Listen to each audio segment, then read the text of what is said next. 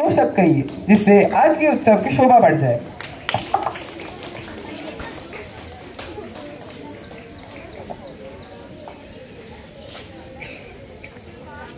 माननीय मुख्याध्यापिका madam, उपमुख्याध्यापक sir, headmistress, शिक्षक वर्ग, सर्व कर्मचारी वर्ग तसेच उपस्थित विद्यार्थी वर्ग व पालकांस 79व्या स्वातंत्र्य दिनाच्या शुभेच्छा। स्वातंत्र्यासाठी योगदान दिलेल्या महात्म्यांना, शूरवीरांना वंदन। देशाच्या प्रगतीस हातभार लावणाऱ्या असंख्य हातांची कृतज्ञता व्यक्त करून मी माझे मनोगत व्यक्त करतो। भारताचा हा 79वा स्वातंत्र्य दिन महोत्सव व या आस्थापनासोबतचा माझा हा 37वा आणि शेवटचा स्वातंत्र्य दिन महोत्सव, कारण या महिन्यात मी निवृत्त होत आहे। माझी निवृत्ती ही नवीन जीवनाची आकृती असेल। कुठे ना कुठे तुम्ही सारे जण मला भेटणार आहात, ते शेवटी मी तुम्हाला सांगणारच आहे। असो, 1954 साली BRC डॉक्टर होमी भाभांमुळे चालू झाली आणि भारतात अनुयुग सुरू झाले। हरित क्रांती, दुग्ध क्रांती, औद्योगिक क्रांती, डिजिटल क्रांती झाली। आता तर आपण युद्ध क्रांती म्हणजे संरक्षण क्रांती केली आहे। या सर्वांमध्ये BRC सह अनेक शास्त्रज्ञांचा सहभाग आहे। जेव्हा आपण चंद्राच्या दक्षिण भागावर उतरलो तेव्हाच आकाशातून पृथ्वीवर कुठल्याही टार्गेटला आपण पोहोचू शकतो, हे ऑपरेशन सिंदूरने सिद्ध केले। या सर्व प्रगतीत आपणा सर्व पालकांचा वाटा आहे व भविष्यात तुम्ही सारे विद्यार्थी या प्रगतीचे शिल्पकार असाल।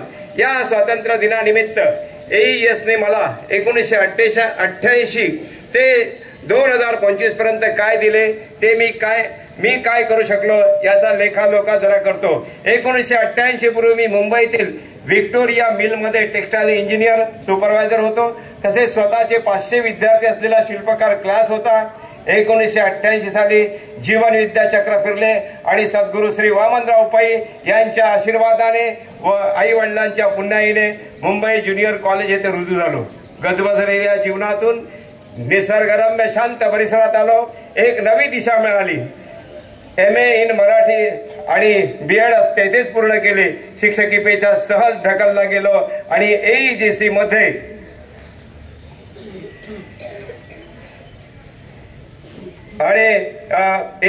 मध्ये मी तिथे लॅब मध्ये रुजू झालो आणि त्यानंतर पुढे तारापूर मध्ये गेलो। स्वातंत्र्य दिनानिमित्त मी सांगू इच्छितो की तुमच्याकडे स्वतंत्र आणि वेगळा विचार करण्याची क्षमता असेल तर डॉक्टर होमी भाभा, अनिल काकोडकर यांना सांगितलं होतं की स्काय इज द लिमिट, या स्थितीला आपण जाऊ शकतो। ॲथलेटिक्स, स्विमिंग, नाट्य, ऑल इंडिया DAE स्पर्धांमुळे सुद्धा माझे भारत दर्शन झाले। तसेच सायन्स प्रोजेक्टमुळे जवळजवळ 10 वर्ष पारितोषिक मिळवलं आणि त्यातल्या 3 NCERT चे पारितोषिक विद्यार्थ्यांना दिली। हे योगदान मला वाटते देशाच्या दृष्टीने फारच मोठे आहे। विज्ञानाबरोबर माणसाला प्रबुज्ञानाची, चांगल्या विचारांची गरज असते। त्यात माझी जीवन विद्या मिशन या संस्थेतून लहानपणापासून जडणघडण झाली। ही संस्था हजारो शाळात संस्कार शिक्षण अभियान राबवते। हे एक राष्ट्रीय कार्यच आहे। संस्कार शिक्षण अभियान अवयवदान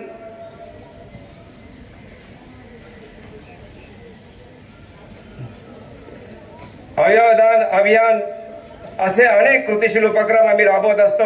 आता तुम्हाला इथे मी निमंत्रण देतो, येत्या गणपतीला माझ्या घरी आपले पालक आणि विद्यार्थी यांनी मिळून ऑपरेशन सिंदूर हा एक मोठा प्रोजेक्ट उभारलेला आहे।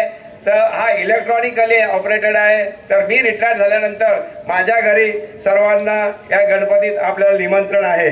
बऱ्याचदा रिटायर झाल्यानंतर माणूस शांतपणे बसतो, परंतु आम्ही अनेक कॉलेजमध्ये आणि बाहेरच्या संस्थांमध्ये आणि देशात परदेशात आपला ठसा उमटवलेला आहे। या ठिकाणी मी एक प्रार्थना बोलणार आहे।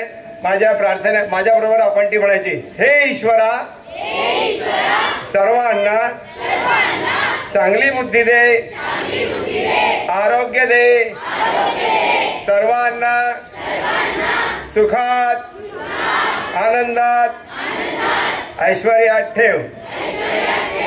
माझ्या YouTube चॅनल मध्ये तुम्ही सर्व कैदी आहात।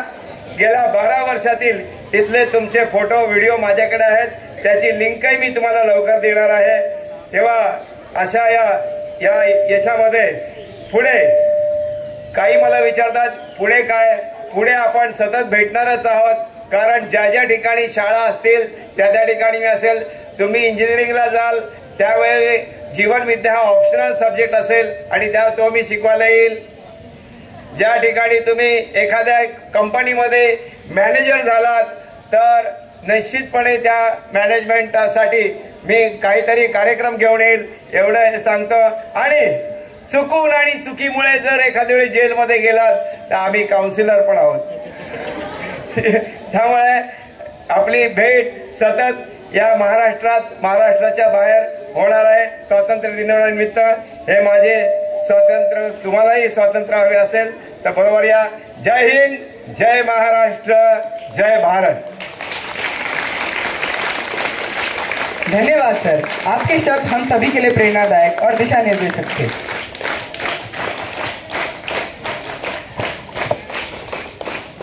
So as we come to the end of today's celebration, let us remember, freedom is not a gift wrapped in ribbons. It is a flame that must be kept alive generation after generation. We owe this freedom to those who dreamt of it, fought for it, and laid down their lives for it. And now it is our turn to protect it, to strengthen it, and to pass it on brighter than we have received it. आइए हम सब मिलकर संकल्प लें. हम जात पात, भाषा और धर्म के भेद से ऊपर उठकर एक सशक्त भारत का निर्माण करने में योगदान देंगे. हम अपने कर्तव्य को निभाएंगे, अपने मूल्यों को समझेंगे और हर दिन अपने देश के लिए कुछ ना कुछ करेंगे. चलो चलो फिर से वो नज़ारा याद कर ले. शहीदों के दिल में जो ज्वाला थी उसे याद कर ले. कुर्बान हुए जिनके लिए वे, आओ उनके लिए सिर झुकाकर सलाम कर ले. And as we leave today, let us walk with our heads held high, our hearts full of pride, and our voices ready to say, Jai Hind, Jai Bharat. Now I request all the teachers and students to go inside the school through the main gate. All the primary students followed by the secondary students. And all